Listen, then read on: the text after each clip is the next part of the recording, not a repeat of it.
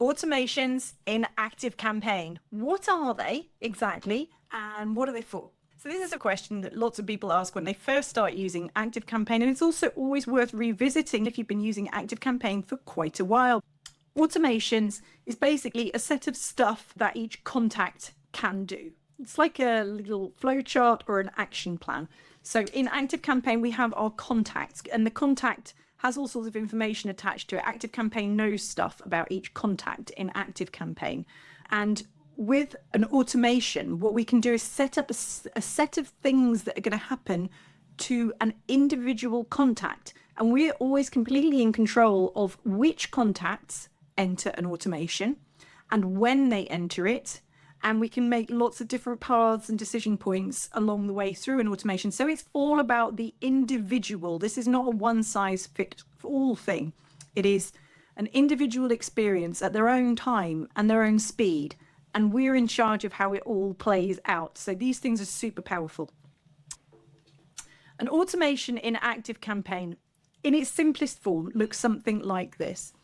At the top, you have the entry point, how the automation starts. Now, often that will be a trigger, but you can also manually get your contact and put it into an automation, or another integration. Some other thing may take a contact and put them into an automation.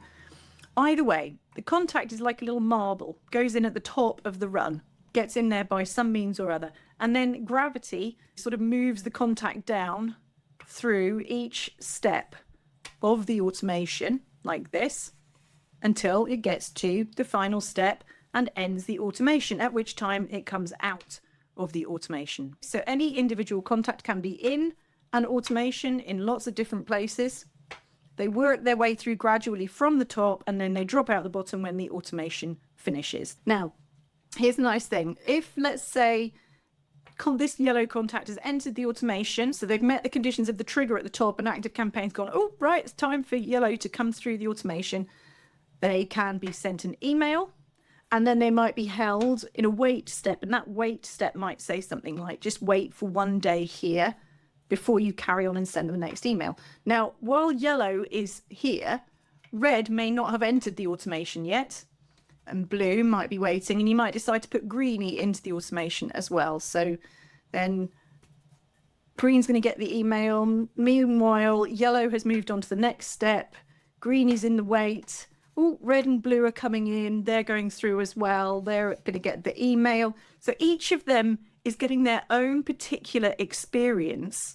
And what that means is it's really human. We all like to get the things we need exactly when we need them. So that's the benefit of automation, is that each of these contacts is doing their own special thing in the automation.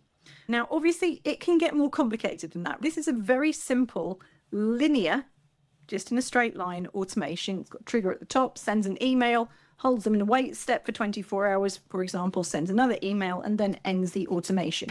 So these guys are going to come through this automation fairly quickly, and by the time they get to the end, they've all been sent a couple of emails. Now, automations can get a lot more complicated than that. Activecampaign has crazy superpowers of automations. This is what they can end up looking like, and they can get much bigger than this.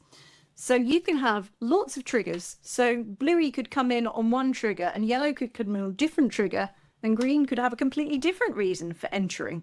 We are totally in control of these triggers, by the way. We get to say what they are. But what I'm saying here is that there are multiple different ways. You can choose to have lots of different ways that contacts can get into an automation. Once they come in, you can also have these decision points. This is an if-else step. They can go this way or that way.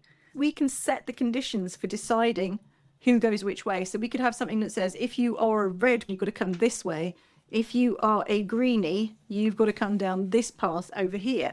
And then you can have another if else. We can have all sorts of different paths going on. So different contacts can come down different paths. Here's another thing. This one you've got to be really careful of. Let's suppose yellow meets the conditions of this trigger and ends up in the automation. So they're in there somewhere.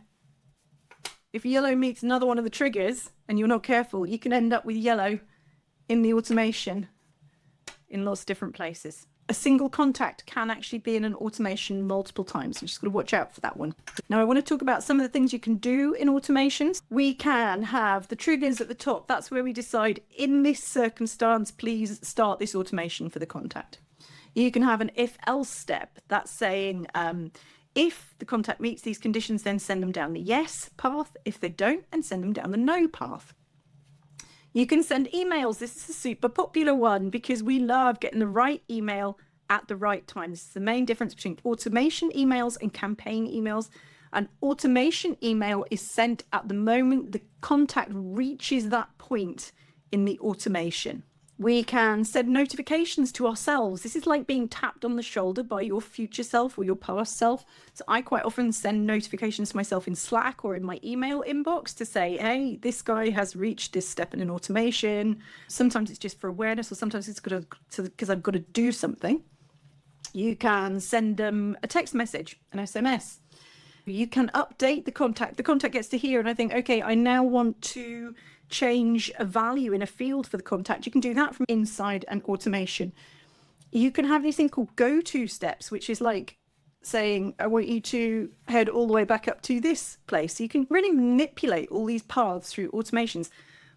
But here's the big caveat. There is a big difference between managing something that looks like this and building it so that it doesn't break, and managing something like this and building it so that it doesn't break. This one here is a simple linear automation, and it is your friend when you are starting to learn how to use Activecampaign and automation, because it is much, much easier to build and fix and work with, and it's just much shorter, and it's all in the straight line. These, I call them spaghetti automations. Spaghetti automations are not good to work with when you're just starting out. So the trick to it is actually, if you find yourself building something like this, stop, have a rethink, and think, can I actually build 3 or 4 that are like this?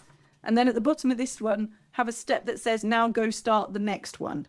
It's called modular automation, and it's really, really a good thing to work with as a best practice thing with Activecampaign. Instead of having the massive marble run, right? Contacts are like marbles, they're going down all these different paths. If you build a massive marble run with loads of complicated stuff in it, there is a lot that can go wrong there. And it will be difficult to repair, and it will be difficult to work with. If instead you build 3 or 4 different little marble runs, each of which does one thing really well, and then when they get to the end of one, send them off to start the next automation or marble run. Okay, it's called modular automation. Really good principle to work with. Keeping it simple makes your life a lot better in automation land. So there you go. That's what an automation is. It's basically a marble run where your contact is a marble and it goes down the path according to the rules you set. And that's all there is to it. Bye.